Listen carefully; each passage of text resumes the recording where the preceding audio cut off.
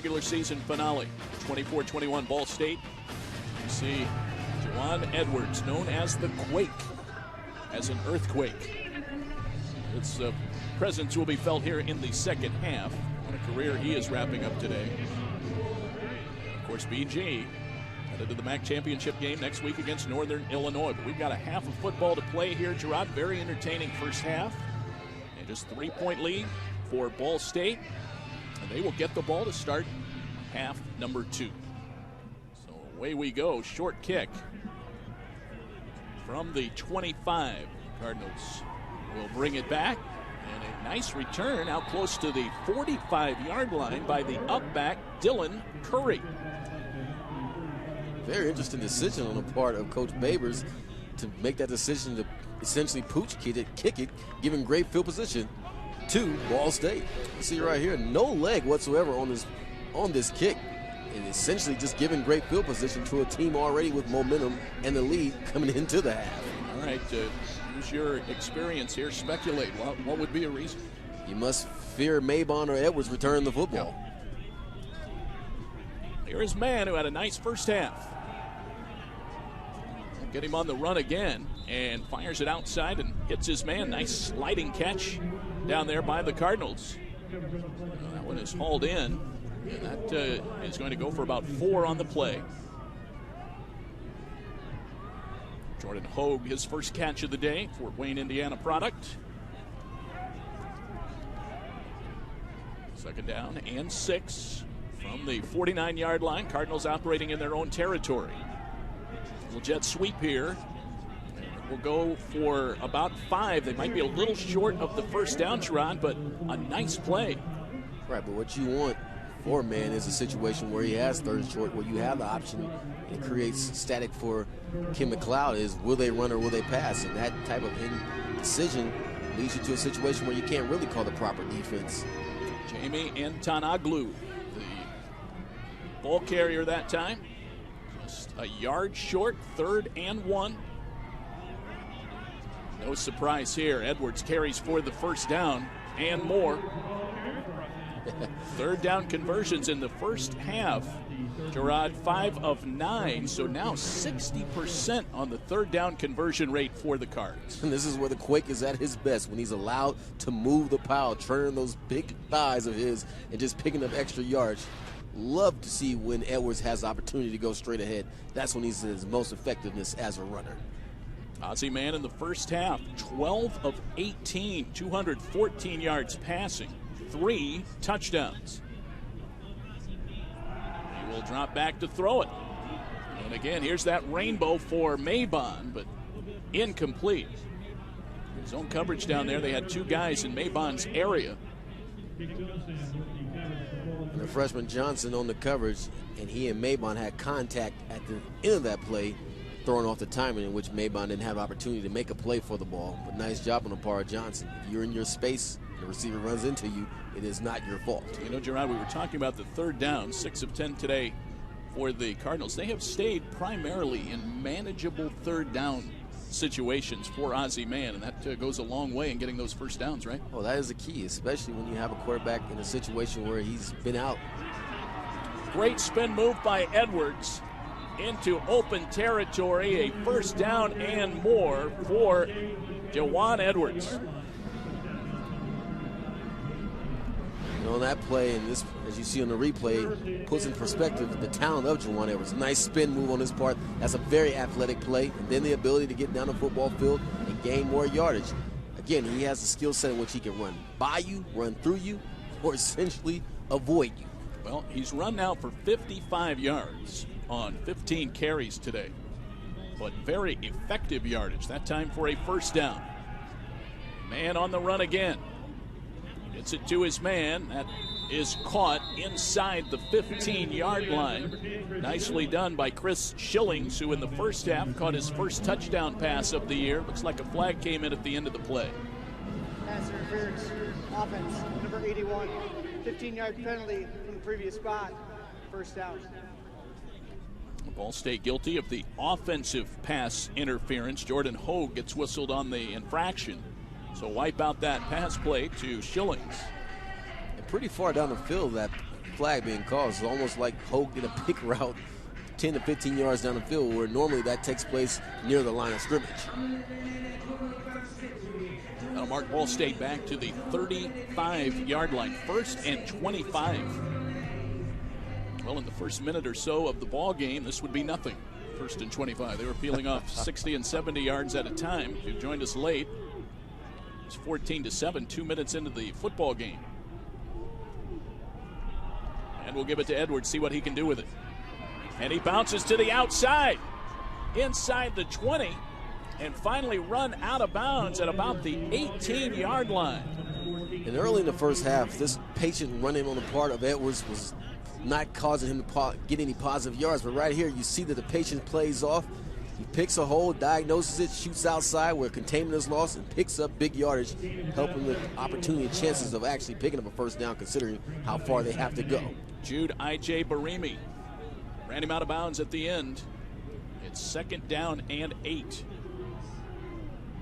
A pickup of close to 18 on the play for Edwards. Now man with the keeper. They did not bite on the fake. BG with a big defensive play there. That's going to force a 3rd and 8. And considering at one point it was 1st and 25, at least they're in a manageable down and distance situation. Well, he picks up a couple. 3rd and 6 for Ball State. Right now, this is an extremely important defensive series for Bowling Green. You're already trailing. It certainly is, because at this point, take back the penalty, and Ball State's been unstoppable thus far on offense. Shotgun snap to Ozzie Mann. He goes toward the end zone. That might have been tipped at the line and changed trajectory just a bit. And even if it was tipped by a Bowling Green defender, you have, and you see right there, it is tipped by Martin, but as a receiver, you have to adjust to that ball and come to it and not wait for it to come to you. That's one of those aspects of where you have to be aggressive towards the football. They'll try the field goal here. Secor will come out. It'll be a 33-yarder. This will be spotted up at the 23-yard line of the Falcons. Snap and hold good. And the kick is good as well. Secor with his 2nd field goal of the day. Cardinals extend the lead to 6.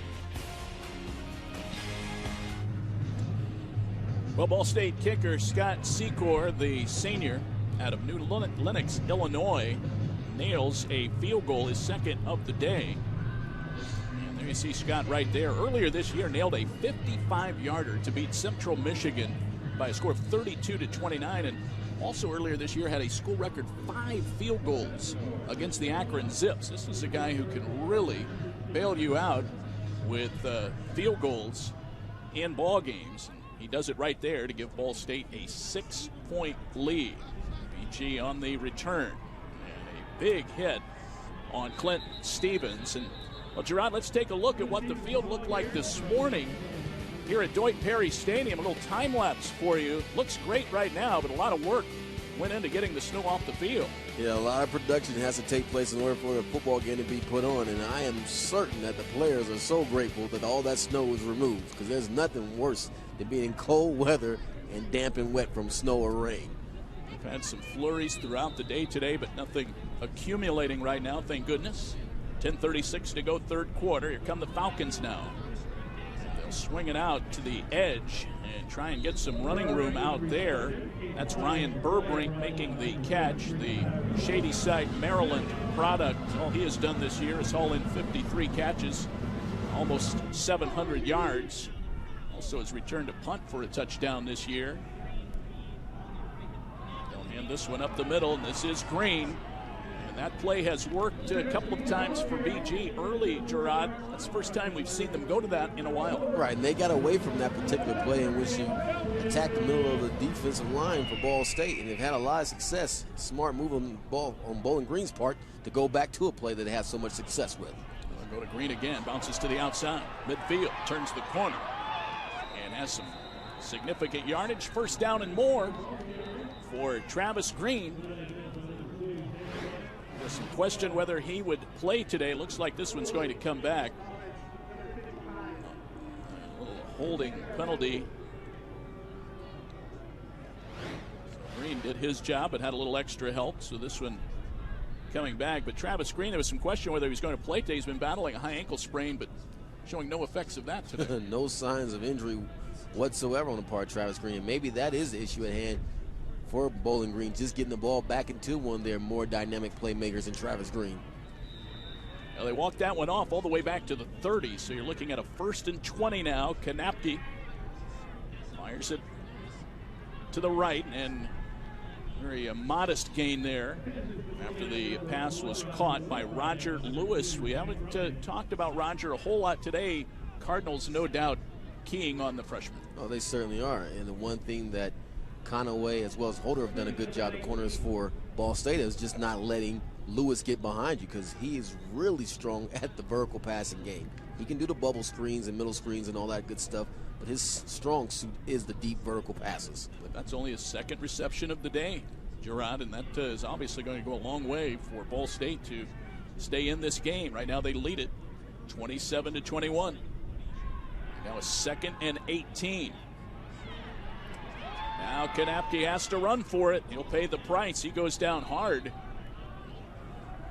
As they caught up to him from behind. First lick there by Michael Ayers to bring Kanapke down. Boy, you hold your breath if you're a head coach right there. No, this is the last thing you want to see if you're head coach Dino Babers, is to watch your quarterback and watch the tail end of this. Right there where it hurts the most, when you have impact with the ground. Little draw play, and this is Green turning the corner. Again into Ball State territory, out of bounds inside the 30-yard line. They had to bring one back earlier on a hold. That play flag free, and Green with a 38-yard pickup. And great execution on the part of Bowling Green with the draw play.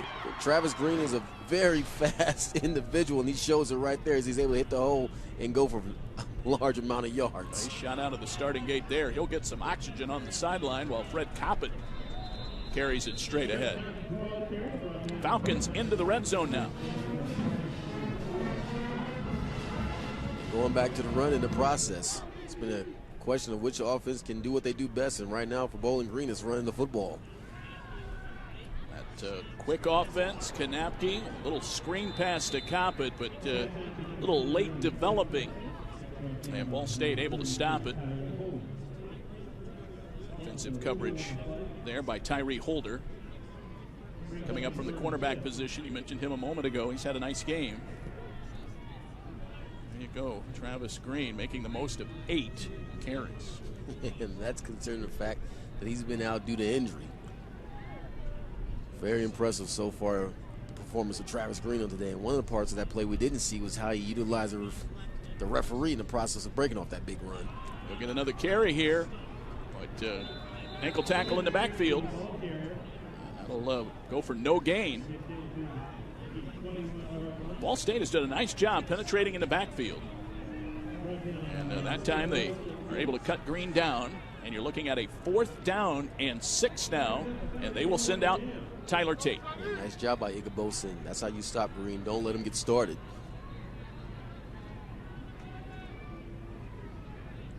Tate sort of gauging the wind.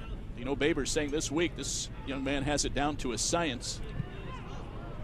And this one a little chip shot from the left hash, and it is perfect. So Bowling Green gets on the board in the second half with 3, 27-24, Ball State.